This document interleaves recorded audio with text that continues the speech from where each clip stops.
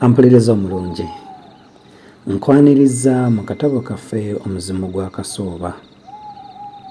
Katono nnyo okujjukiza we twakoma mu kitundu kyaffe ekyayita. Nali mmaze okutubiira mu mugga gwa Kitumbi, naye oluvannyuma lw'okubeera nga nanunulwa omuvubuka omu n'abasajja abalala babiri kugatta ne munnange gwe nali mpise naye, twasobola okugoba ku lukalu era we twasinzira okubeera nga twolekera eri e Hoima gye twatuuka ng'obudde buwungedde. Twadduukirira omulwadde gwe twali tukimyeyo gwe saasobola kwetegereza olw'engeri gye yali asabikiddwamu mu bigoye, n'oluvannyuma ne tubambagga okwolekera gye twali ab'okumutwala. Twasanga emiteerwa egyokubiri mu kuddayo naye Mukama n'atusaasira ne tugiyitamu bulungi oluvannyuma lw'akasambattuko ku lutindo olwali okumpi okugwamu. Neera bwe ntyo omulwadde ne mmutuusa gye yali alaga, nange ne njolekera okudda ewange. Nkwaniriza mu kitundu kyaffe ekyokusatu eky'essuula Kitumbi atumbiira. Waba wayiseewo wiiki emu ne nfuna ebbaluwa bbiri okuva ewa Kkuubwa, ng'emu yakutwala gye naleka omulwadde n'endala ng'enneebaza kutuukiriza bubaka. Nali neewoozezaamu ku mirimu ku olwo, n'olwekyo natwalirawo obutereevu ebbaluwa eyantumwa etuuke ku nnyiniyo ng'ekyayokya amasavu tegannagiggwamu. Olwava mu mmotoka, omukyala omu n'annyaniriza n'annamusa era n'ambuza n'amannya gange. Yankulembera n'annyingiza mu nnyumba omwali oluseregende lw'obukuubo n'obusenge, n'andaga oluggi nga bw'agamba nti, "Ojja kukonkona okwoyingire." Nayimirira ne mpuliriza naye nga munda teri kanyego, n'oluvannyuma ne nkonkona kigunjufu. Akaloboozi kaasinzira munda ne kanzikiriza nnyingire. Naggulawo mpola nga bwe nningiza ne nnyingira. Katangwewo ekigwo okulaba nga Teewo y'alimu. Yali atudde mu buliri obutukula ng'ennyange, alannamye agwiriddemu emabega, yeesigamye omutto asoma ebbaluwa era ayambadde olugoye lwa kakobekobe. Namutunuulira nga neewuunya nnyimiridde mu mbiriizi z'ekitanda kye ekyali okumpi n'eddirisa eddene eggazi ery'endabirwamu. Yabbulula amaaso n'agakyusiza gye ndi, n'alyoka akangula ku ddoboozi nti, "Ye Kabuladda, bannange nga nsanyusa okukulaba, ow'amatuka wa, y'ani akuleese eno?" Yayogeranga bino nga mmutunuulidde era mmagamaga ndabe we nnaatuula. Awo n'ayongera nti, "Ye ggwe nga ntunuulidde bulala ng'atandabangako. Jangu otuulire wano." Yakubaakuba ku mugguukiriro gw'obuliri bwe. Namutegeeza nga bwe nali situula ku buliri bw'abalwadde. "Ko ye, otya obulwadde nti bunaakukwata? Jangu ggwe eri n'otuula ne nkulamusa." Mbu situula, butta. Natuula ne tulamusaganya era bwe kwaggwa n'atandika nti, "Mbuulira bannange, ng'oleeta otya Teewo n'otamumanya? Wanswaza." Ko nze nti nandimumanyidde wanga abulidde mu myesabiko ate nga n'emigga gituzannyisaako ludda amateera. "Ko ye, ate nkubuulire, mazima nange nakutegeera banzija mu mmotoka kuba kuva eri yonna nali neebasa olw'omulagala gwe bampiika mbu mpummule. Ko nze, kati ye obulwadde buli butya tebuukunzitire?" "Ko ye, siya, ono naye buli alwalira yaafa. Ndi bulungi, nja kussuuka kasita n'okukulaba nkulabyeko. Ye nga nno mmwe muli mutya naye mwabula bambi." Ko nze, kasita mmwe mulabika. Yamwenyaamu ne nnyongera nti, "Ye ddala lumba ekyo olubadde lukututtira." Yanziramu nti baagwa ku kabenje ka mmotoka ng'addayo e Hoima gye yali akolera mu bbanka yaayo.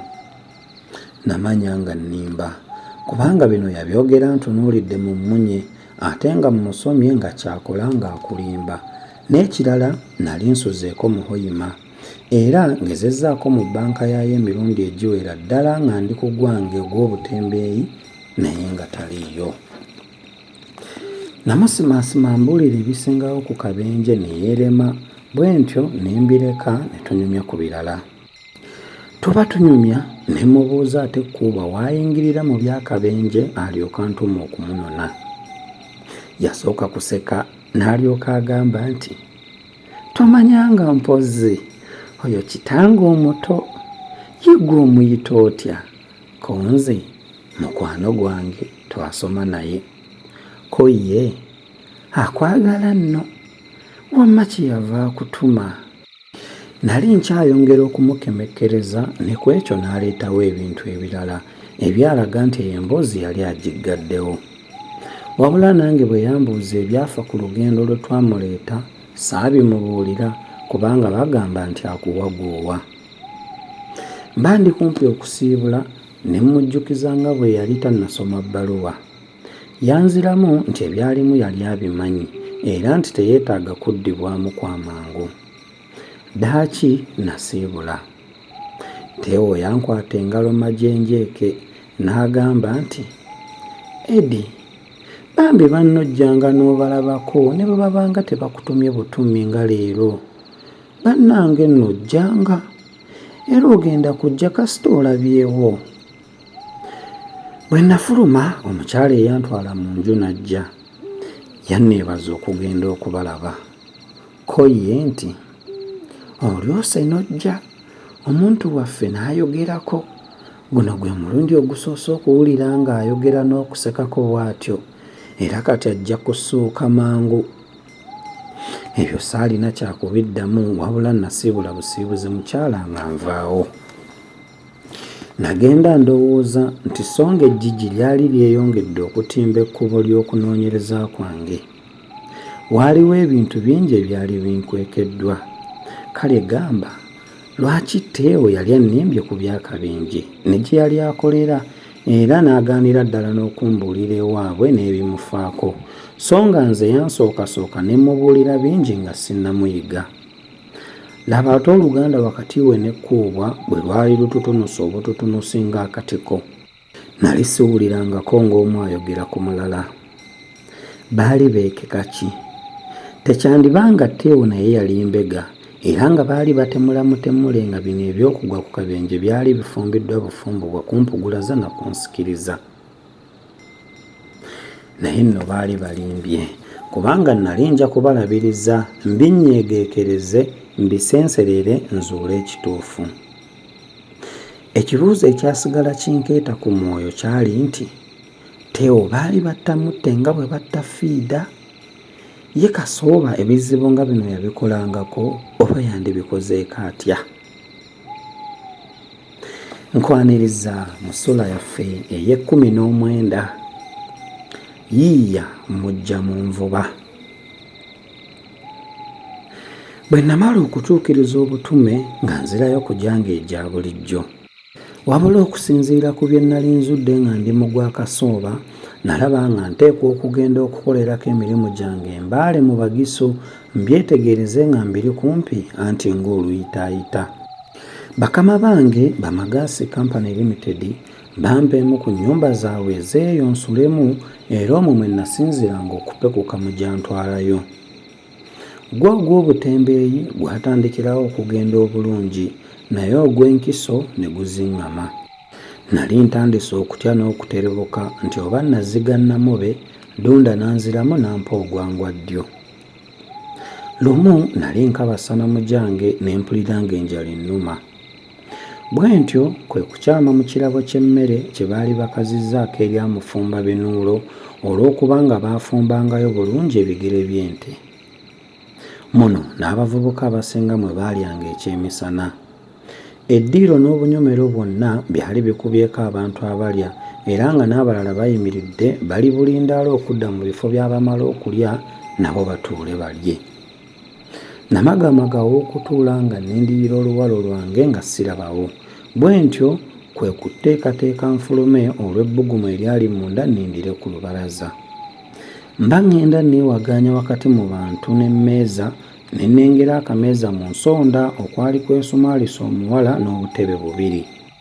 Nagenda nga muli neewuunya ekikatuuzizzaako omuntu omu, ate nga bwe nfuuyirira akanwe waleme kubaawo muntu ansookayo. Bwe nakatuukako ne mbuuza omu ku baweereza abaali beetawula obanga waaliwo abantu abaali bakuumirwa ebifo ebikalu ebyaliko. Yanziramu nti tewaaliwo.